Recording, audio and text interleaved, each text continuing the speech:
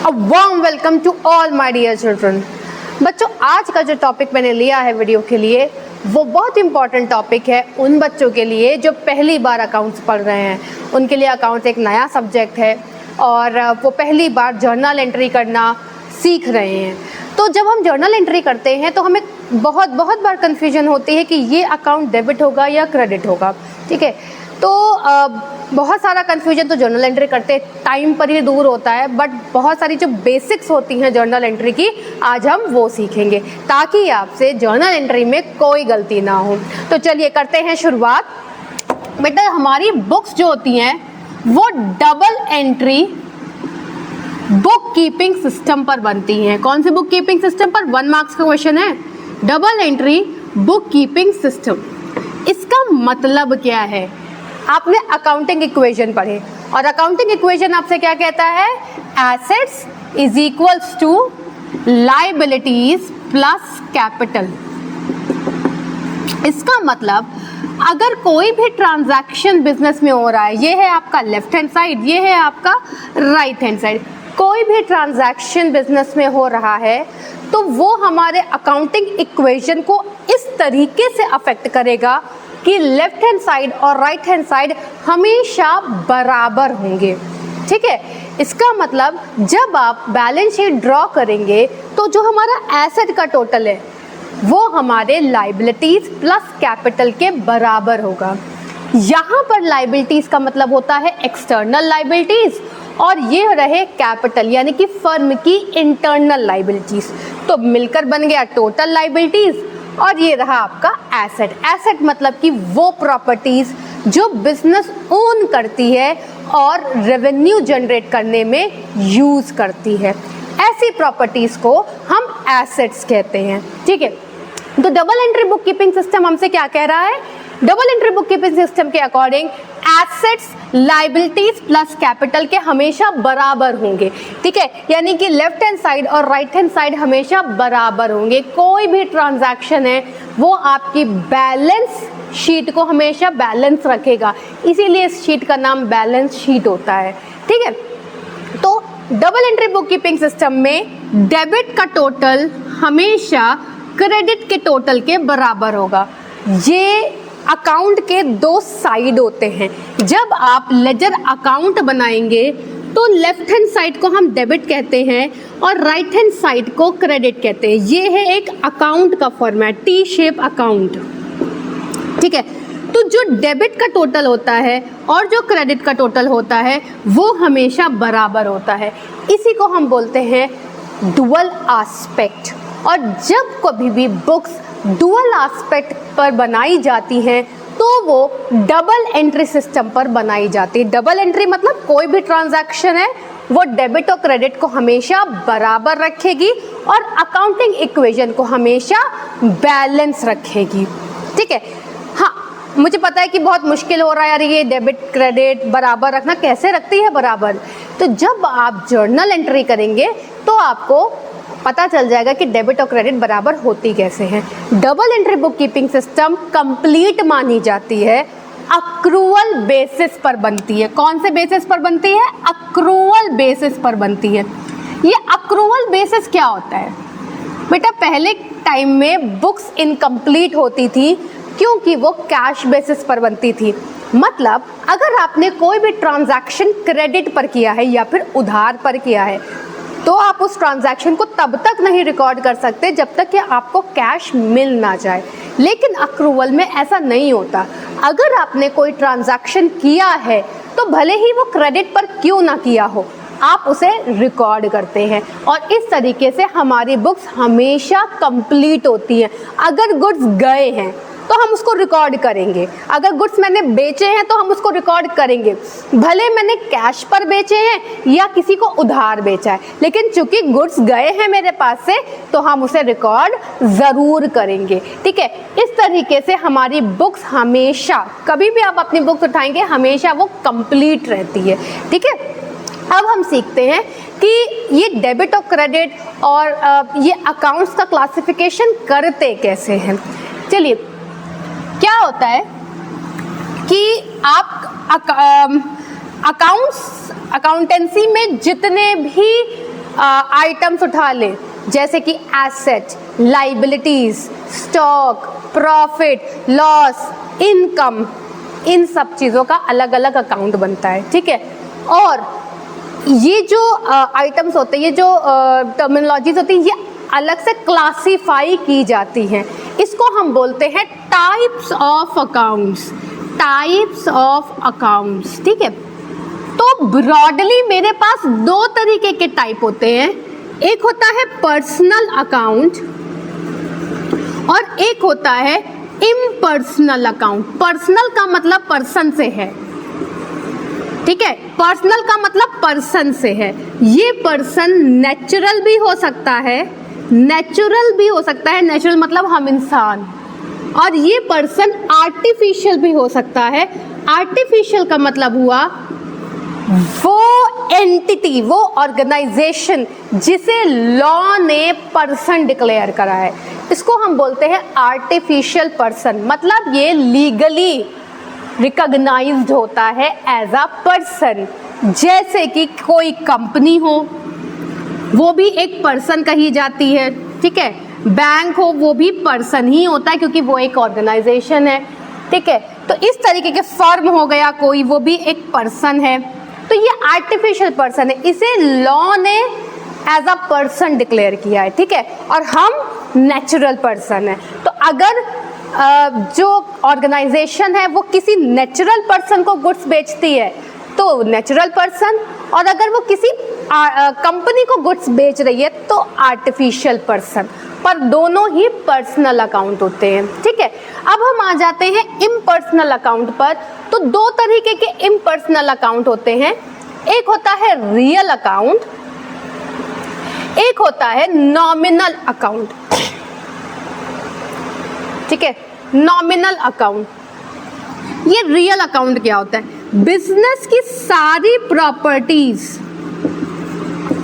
Real account होती हैं, ठीक है। बिजनेस की सारी प्रॉपर्टीज रियल अकाउंट होती हैं, या अगर मैं इसको अच्छे टर्म्स में यूज करूं तो सारे एसेट्स रियल अकाउंट होते हैं। रियल अकाउंट मतलब वो एसेट्स या वो प्रॉपर्टीज जो बिजनेस ओन कर रही है या बिजनेस की ओनरशिप में है या बिजनेस उसको यूज करती है अपने रेवेन्यू को जनरेट करने में। तो ये हो गए एसेट्स, जैसे कैश, बैंक, मशीनरी, फर्नीचर, ठीक है, कंप्यूटर, ये सब हो गए आपके रियल अकाउंट, ठीक। अब आ जाते हैं नॉमिनल अकाउंट। नॉमिनल अकाउंट में सारे एक्सपेंसेस और लॉसेस आते हैं और सारे इनकम और गेन्स आते हैं। आप इलेक्ट्रिसिटी का बिल हर साल देते हैं, एक्सपेंस। आप सैलरी हर साल देते हैं, एक्सपेंस। आप एडवर्टीजमेंट एक्सपेंस हर साल करते हैं, एक्सपेंस, ठीक है। आप सेल्स भी हर साल करते हैं ना, हर वक्त सेल्स ही तो करते हैं, यही तो मेरा मेन टारगेट है, इनकम। सेल्स से हमको इनकम जनरेट होती है, इनकम। आपने किसी एसेट को प्रॉफिट पर बेच दिया तो वो गेन, ठीक है। तो जो एक्सपेंस और इनकम है वो नॉमिनल अकाउंट कहलाते हैं, ठीक है। तो हमने तीन क्लासिफिकेशन ब्रॉडली सीख ली है। एक हो गया पर्सनल अकाउंट, यानी कोई भी पर्सन, पर्सनल अकाउंट। दो तरीके के पर्सन आपको मिलेंगे, या तो नेचुरल पर्सन, इंसान जैसा हम लोग, और आर्टिफिशियल पर्सन, वो जिसे लॉ ने पर्सन डिक्लेयर किया है, ठीक है, लीगली वो रिकॉग्नाइज्ड है एज अ पर्सन। इसके अलावा दो और अकाउंट कौन से होंगे? रियल अकाउंट, जिसमें बिजनेस के सारे एसेट्स आएंगे, प्रॉपर्टीज आएंगी जो बिजनेस की ओनरशिप में, वो बिजनेस का है, वो बिजनेस की ओनरशिप है, बिजनेस का हक है उस पर। और उसी तरीके से नॉमिनल अकाउंट, जिसमें बिजनेस के सारे एक्सपेंस और लॉसेस जाएंगे, इनकम और गेन जाएंगे, ठीक है। तो अब हम थोड़े से एग्जाम्पल्स के साथ आपको बताते हैं। Cash, bank, machine, furniture, computer आपने रियल अकाउंट का देखा, ठीक है। इसी तरीके से बैंक को आप आर्टिफिशियल पर्सन भी लेते हैं, इसी तरीके से डेटर, क्रेडिटर, ये आपके पर्सन हो गए। यहां तक capital is also person, capital मतलब owner, owner is a person, ठीक है। और एक्सपेंस लॉसेस में rent, salary, wages, carriage, electricity bill, ठीक है। इनकम में परचेजेस, इनकम में आ जाते हैं सेल्स, कमीशन रिसीव्ड, ये सब आपके इनकम हो गए। Profit on sale of assets, ये सब आपके गेन है। आया? तो ये है हमारे क्लासिफिकेशन ऑफ अकाउंट्स। अब हम आपको एक छोटा सा एग्जाम्पल लेकर बताते हैं। फॉर एग्जाम्पल आपने कहा मैम मैं कैश अकाउंट बनाना चाहता हूँ, ठीक है। मैंने एक टी शेप अकाउंट बनाया, यहाँ लिखा कैश, कैश अकाउंट, यहाँ लिखा डेबिट और यहाँ लिखा क्रेडिट, ठीक है। अब एक छोटा सा एग्जाम्पल लेते हैं, सोल्ड गुड्स फॉर कैश 10,000। मान लो बिजनेस में ये एक ट्रांजैक्शन हुआ, सोल्ड गुड्स फॉर कैश 10,000। अब कैश तो आ गया, तो इसका मतलब ये अकाउंट भी यूज करेंगे हम, लेकिन अब मुझे यही नहीं पता कि मैं इसको डेबिट साइड में लिखूं कि मैं इसको क्रेडिट साइड में लिखूं। ये बड़ा कंफ्यूजन है, तो मैं क्या करूंगी? तो बेटा आपको अकाउंट्स के गोल्डन रूल्स अप्लाई करने हैं। गोल्डन रूल्स का मतलब है पर्सनल अकाउंट, रियल अकाउंट और नॉमिनल अकाउंट्स के रूल्स अप्लाई करने हैं, ठीक है। अब हम पहले रूल्स सीखेंगे और फिर देखेंगे कि इस पर्टिकुलर ट्रांजैक्शन में कैश डेबिट जाएगा या क्रेडिट जाएगा। चलिए सीखते हैं रूल्स, और याद रखिएगा ये रूल्स एवर है, फॉर एवर। आपको हमेशा हमेशा अकाउंट्स में इन्हीं रूल्स के अकॉर्डिंग एंट्रीज करनी होगी, डेबिट या क्रेडिट करना होगा। और सबसे इम्पॉर्टेंट चीज़ बेटा, रूल्स तो आप तब अप्लाई कर पाओगे जब आप क्लासीफाई ठीक से कर पाओ। आपको ये पता होना चाहिए कि मशीन मेरे एसेट हैं तो ये मेरा रियल अकाउंट है। आपको ये पता होना चाहिए कि सैलरी मेरी एक्सपेंस है तो ये मेरा नॉमिनल अकाउंट है, ठीक है। तो सबसे पहले चीज आपको जो सीखनी है वो है क्लासिफिकेशन। आप कैसे क्लासिफाई करोगे, तो ये जरूर याद रखिएगा। पर्सनल अकाउंट का मतलब होता है नेचुरल या आर्टिफिशियल पर्सन। अगर आपको किसी भी अकाउंट के नाम से ये समझ में आ रहा है कि ये तो नेचुरल पर्सन है या ये तो आर्टिफिशियल पर्सन जैसी कोई लग रहा है, तो आप पर्सनल अकाउंट के रूल्स फॉलो करोगे। अगर आपको किसी भी अकाउंट से ये लग रहा है कि ये तो ऑर्गेनाइजेशन की प्रॉपर्टी लगती है, ऑर्गेनाइजेशन का हक लगता है, तो वो रियल अकाउंट के तौर पर एंट्री करोगे।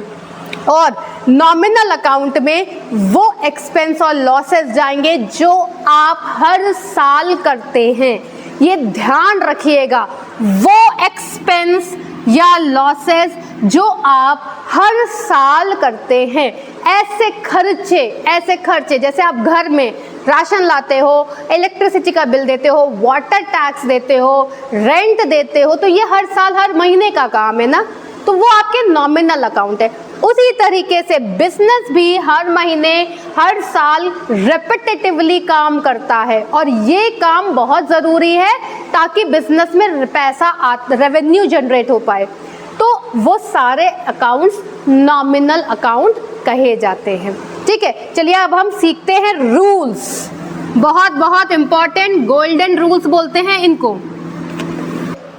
तो अब हम रूल सीखेंगे। पर्सनल अकाउंट से रिलेटेड रूल्स क्या है? Debit and credit. Debit the receiver, credit the giver, ठीक है। इसका मतलब हम जब पर्सनल अकाउंट से डील कर तो हम ये सोचेंगे वो जो पर्सन है वो रिसीव कर रहा है या वो जो पर्सन है वो दे रहा है, गिवर है वो, ठीक है। तो पर्सनल अकाउंट में हम उस पर्सन के पॉइंट ऑफ व्यू से पहले सोचेंगे और तब डेबिट या क्रेडिट करेंगे। फॉर एग्जाम्पल, अब मैं बात कर रही हूँ एक डेटर की। डेटर कौन होता है? डेटर वो पर्सन है जिसको हमने गुड्स बेचा है। डेटर वो पर्सन है जिसको हमने गुड्स बेचा है उधार। अगर मैं एक ट्रांजैक्शन लूं, sold goods to A on credit 10,000, इस केस में मैंने ए को गुड्स बेचा है उधार। क्रेडिट का मतलब उधार, तो ए मेरा बन गया डेटर, यानी मेरा मतलब फर्म का बन गया डेटर, ठीक है। तो जब ए फर्म का डेटर बन गया तो अब वो पर्सन है, ए तो एक पर्सन है, तो ए को अब मैं चेक करूंगी कि ए को रिसीव हो रहा है कि ए हमको दे रहा है, ठीक, ये मुझे चेक करना है।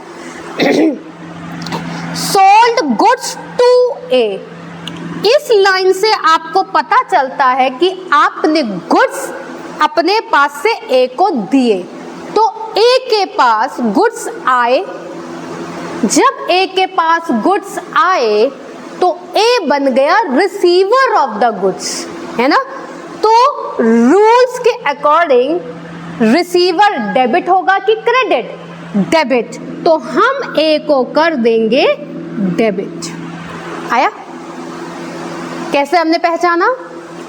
अगर मैं दूसरा एग्जाम्पल लूं,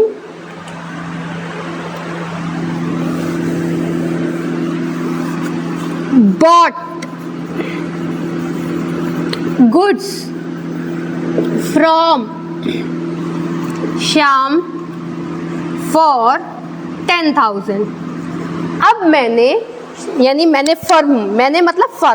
फर्म ने श्याम से गुड खरीदे, ठीक है, उधार खरीदे, ऑन क्रेडिट उधार खरीदे, ठीक है। अब आप सोचोगे मैम आपने तो क्रेडिट बाद में लिखा है। बेटा अगर कैश नहीं लिखा है तो इसका मतलब क्रेडिट ही होता है, ठीक है, भले लिखा हो चाहे ना लिखा हो। तो श्याम से मैंने उधार खरीदा, फर्म ने उधार खरीदा, तो श्याम ने मुझे गुड्स दिए, यानी फर्म को गुड्स दिए, तो श्याम गिवर हो गया। इस केस में श्याम हो जाएगा क्रेडिट। अब यहाँ पर डेबिट नहीं हो रहा है, यहाँ पर क्रेडिट हो रहा है।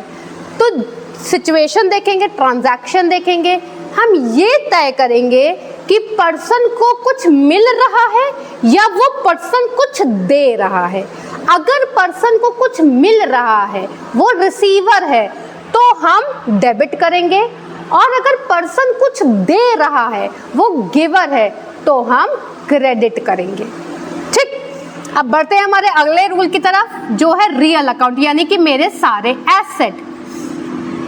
अब इसमें भी डेबिट और क्रेडिट है। व्हाट कम्स इन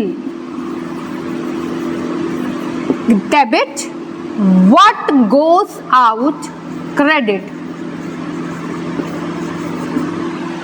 अब एसेट अगर फर्म के अंदर आ रहे हैं तो एसेट हो जाएंगे डेबिट।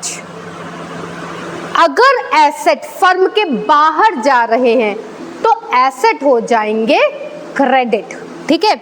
हमने सबसे पहले एग्जाम्पल लिया था, एग्जाम्पल क्या था? Sold goods for cash ₹10,000। आपने कैश में गुड्स बेचा, ठीक है। तो आप खुद सोचिए, जब आप कोई चीज बेच रहे हैं तो आपके पास यानी फर्म के पास कैश आएगा, गुड्स जाएंगे लेकिन कैश आएगा, तो व्हाट कम्स इन डेबिट। इसका मतलब जब कैश फर्म के अंदर आ रहा है तो कैश अकाउंट हो जाएगा डेबिट। आया? तो इस ट्रांजैक्शन में अगर हम सिर्फ कैश को देखेंगे तो वो हो जाएगा डेबिट। अब अगर मैं यहीं पर लिखती बॉट गुड्स फॉर कैश ₹10,000, इसका मतलब फर्म ने गुड्स खरीदे और कैश दिया। तो जब हमने कैश दिया तो कैश चला गया बाहर, तो जब कैश बाहर चला गया तो व्हाट गोज आउट? क्रेडिट। इस केस में कैश हो गया क्रेडिट। आया? अब हम चलते हैं नॉमिनल अकाउंट की तरफ। मैंने बोला एक्सपेंस और लॉसेस ये हमेशा डेबिट होंगे, इनकम और गेन हमेशा क्रेडिट होगा। ठीक है, चलो इसका भी एग्जांपल लेते हैं। Rent paid ₹500। रेंट है, रेंट क्या है? एक्सपेंस है। क्यों? क्योंकि आप हर साल रेंट पे करते हो, ये तो रिकरिंग नेचर का है, तो ये है एक्सपेंस। अब रेंट अगर एक्सपेंस है तो डेबिट होगा, तो यहां पर रेंट अकाउंट हो गया डेबिट। आया? तो ये है आपके golden rules. Personal account debit, the receiver credit, the giver. Real account debit, what comes in, credit, what goes out. Nominal account expenses and losses debit, income and gain credit. ठीक है, अब बेटा एक चीज समझ लो, एक जो ट्रांजैक्शन है, हम लोगों ने यहाँ पर एक एक चीजें देखी, यहाँ डेबिट, यहाँ क्रेडिट, यहाँ डेबिट, है ना। लेकिन कभी भी कोई भी ट्रांजैक्शन है उसमें अगर डेबिट हुआ है तो उसमें कुछ क्रेडिट भी हो रहा होगा। यहाँ अगर कैश क्रेडिट हुआ है तो कुछ डेबिट भी हो रहा होगा। इसी को हम बोलते हैं double entry book keeping system. अगर क्रेडिट डेबिट है तो क्रेडिट भी होगा ही होगा। तो हर ट्रांजैक्शन में हमको ये सोचना है, ये देखना है ऐसे कौन से अकाउंट हैं जो डेबिट हो रहे हैं और ऐसे कौन से अकाउंट हैं जो क्रेडिट हो रहे हैं। मतलब आपको सबसे पहला काम ट्रांजैक्शन में आइडेंटिफिकेशन सीखना है। चलिए हम आपको स्टेप्स लिखवाते हैं कि एक जर्नल एंट्री को जब आप पहली बार कर रहे होंगे तो आप कौन से स्टेप फॉलो करेंगे तो आपकी जर्नल एंट्री बिल्कुल सही होगी। सबसे पहली चीज जो आपको सीखनी है आइडेंटिफिकेशन ऑफ अकाउंट्स। ठीक है, कितने, पहले तो नंबर कि कितने अकाउंट हो रहे हैं, इसमें नंबर आपको देखना है कितने अकाउंट हो रहे हैं, एंड नेम, उनके क्या क्या नाम है। ठीक है, ध्यान रखिएगा मिनिमम 2 अकाउंट्स तो होते ही हैं। 2 से ज़्यादा हो सकते हैं, 3 हो सकते हैं, 4 हो सकते हैं, 5 हो सकते हैं, 2 से ज़्यादा हो सकते हैं, लेकिन मिनिमम तो 2 होंगे ही होंगे। तो जब आप आइडेंटिफिकेशन देख रहे हैं तो आइडेंटिफिकेशन में आपको पहले तो नंबर देखना है 1 2 3 4 कितने अकाउंट और उनके क्या नाम है। कैश है, डेटर है वो, क्रेडिटर है वो, या मशीनरी है, या रेंट है, कमीशन है क्या। ठीक, तो आपको उनके नंबर और नेम देखने हैं। फिर आपको अकॉर्डिंग क्लासिफिकेशन ऑफ अकाउंट्स करना है। जब आपने नेम देखे तो उस नेम को देखकर उस अकाउंट्स को आप क्या कहेंगे। क्या वो अकाउंट रियल अकाउंट है, क्या वो अकाउंट पर्सनल अकाउंट है, या क्या वो अकाउंट नॉमिनल अकाउंट है। इन तीनों में से क्लासिफिकेशन करना होगा। बेटा ये ध्यान रखिएगा कि वो दोनों रियल हो सकते हैं, वो दोनों पर्सनल हो सकते हैं, कॉम्बिनेशन हो सकता है, कुछ भी हो सकता है, ठीक है। तो जब आप क्लासिफाई करने जाएं तो ये ना सोचेगा कि अरे ये तो सिर्फ रियल ही निकल कर आ रहा है, इसमें तो कुछ पर्सनल आ ही नहीं रहा है। ऐसा नहीं है, वो कॉम्बिनेशन भी हो सकते हैं, वो सिंगल भी हो सकते हैं, ठीक है। डिपेंड करता है कि है क्या transaction.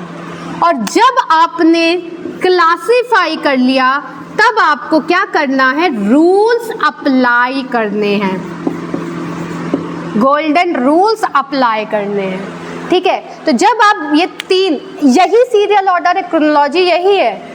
Identification of account, according क्या क्या आइडेंटिफाई करना है, कितने नंबर है और क्या क्या नाम है उनके। जब आपने आइडेंटिफाई कर लिया तो आपको उसको क्लासिफाई करना है, रियल अकाउंट है, पर्सनल अकाउंट है कि नॉमिनल अकाउंट है। और जब आपने क्लासिफाई कर लिया तो बस आपको रूल्स अप्लाई करने हैं। चलिए एग्जाम्पल लेते हैं 3। Example number 1, cash invested into the business by Mr. A, 1 lakh. ये जो ट्रांजैक्शन है जनरली हर एक क्वेश्चन का पहला ट्रांजैक्शन होता है। इसको एक और नाम से भी जान सकते हैं आप, business commenced by A for cash 1 lakh, ठीक है। ये बिजनेस कमेंस के नाम से भी आ सकता है। तो इस ट्रांजैक्शन में क्या हो रहा है, एक ओनर है ए, एक ओनर है ए, ये बिजनेस को पैसा दे रहा है, ठीक है। क्या दे रहा है, मनी दे रहा है, पैसा दे रहा है। अब जो ओनर होता है बिजनेस का, उसे हम 2 नाम से जानते हैं, या तो हम उसको कैपिटल कहते हैं या तो हम उसको ड्रॉइंग्स कहते हैं। कैपिटल हम उसे तब कहेंगे जब वो पैसा बिजनेस में डाल रहा है या बिजनेस को पैसा दे रहा है। ड्रॉइंग्स हम उसे तब कहेंगे जब वो बिजनेस से पैसा ले रहा है। इस केस में कैश इन्वेस्ट हो रहा है, यानी कि ये जो ओनर है ये बिजनेस में कैश इन्वेस्ट कर रहा है, दे रहा है, ठीक है। तो हम इसको बोलेंगे कैपिटल, यहां हम ए को बोलेंगे कैपिटल। कैपिटल कुछ नहीं है, ए ही है। जब वो बिजनेस में पैसा दे रहा है तो हमने उसको कैपिटल कह दिया, ठीक है। अब दूसरी चीज, दूसरा अकाउंट जो आ रहा है वो आ रहा है कैश। बिजनेस कोई अकाउंट नहीं होता, तो दूसरा अकाउंट आ रहा है कैश, ठीक। हमने आइडेंटिफाई कर लिए 2 अकाउंट, नंबर कितने हैं, 2, नेम क्या है, कैपिटल और कैश, ठीक है। अब एक इंसान है, या अगर बिजनेस कोई और कंपनी भी होती तब भी वो पर्सन है, तो हम जब क्लासिफाई करेंगे तो capital is person, personal account. Cash, cash business का एसेट है, तो ये हो गया रियल अकाउंट, ठीक है। अब हमने सेकंड स्टेप भी कर लिया, अब हम रूल्स अप्लाई करेंगे। अब पर्सनल का रूल क्या होता है, debit the receiver, credit the giver. अब तुमको क्या सोचना है, ए पैसा दे रहा है कि पैसा ले रहा है। ए बिजनेस को पैसा दे रहा है, ए बन गया गिवर, ठीक है। तो ये मैंने कर दिया क्रेडिट, आया। अब कैश, ये जो कैश है ये मनी है।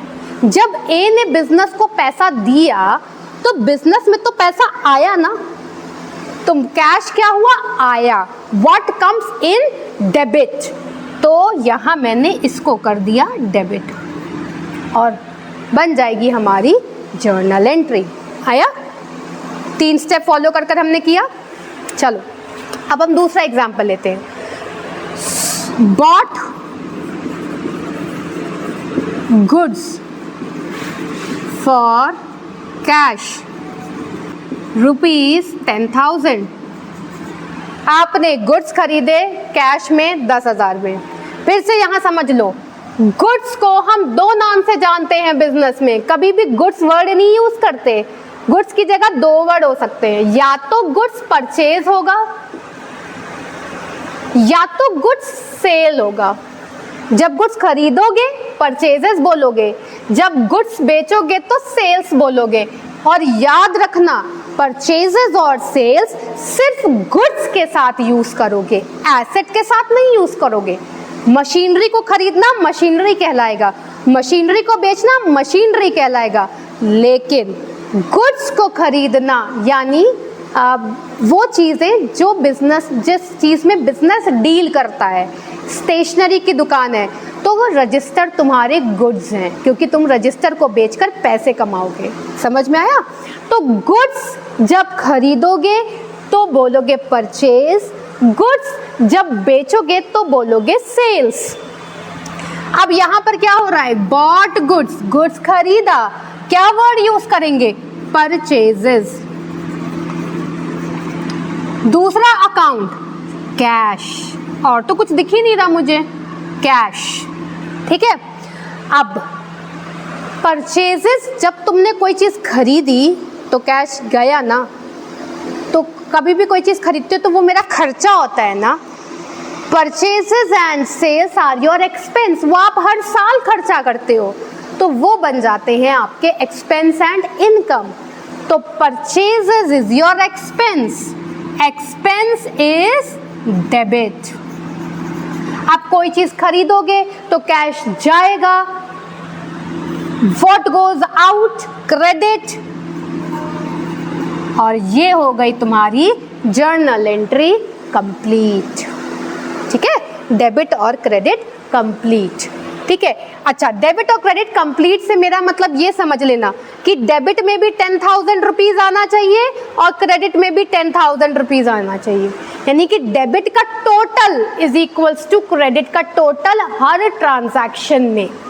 चाहे आपके 3 अकाउंट आ रहे हैं, चाहे आपके 4 अकाउंट आ रहे हैं, लेकिन जब आप जर्नल एंट्री करने जा रहे हो तो जब तुम डेबिट का टोटल कर रहे हो और क्रेडिट का टोटल कर रहे हो तो बराबर आ रहा है। ये मतलब होता है कंप्लीट से। ठीक, लास्ट एग्जांपल ले लेते हैं। रेंट पेड ₹500, आपने रेंट का पेमेंट किया है 500। ठीक है, तो रेंट आप हर साल देते हो, रेंट बन जाता है आपका एक्सपेंस। अब ये पेड का मतलब क्या है? एक ही वर्ड बचा, वो है पेड। बेटा पेड, अगर किसी चीज कभी भी पेमेंट करते हो तो क्या जाता है? कैश। ठीक है, तो आप यहां लिखोगे कैश।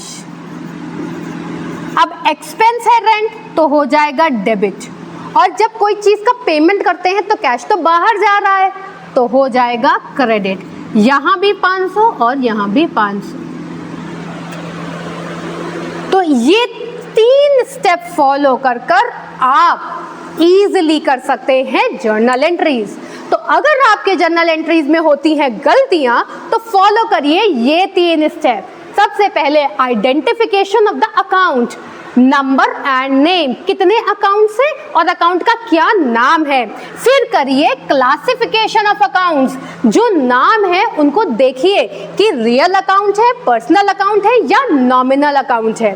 और फिर करिए golden rules apply, personal account, real account और नॉमिनल अकाउंट के जो भी गोल्डन रूल्स है उनको अप्लाई कर आप कर लेंगे बिल्कुल सही जर्नल एंट्री। तो अगर आपको मेरा ये वीडियो पसंद आया हो तो लाइक और सब्सक्राइब करना ना भूलें। मेरे ऐसे और वीडियोस को मेरे चैनल पर आप फॉलो कर बिल्कुल आपको फ्री में मिल सकते हैं मेरे ये वीडियोस। और मिलते हैं हमारे नेक्स्ट क्लास में जहां हम जर्नल एंट्रीज करना सीखेंगे।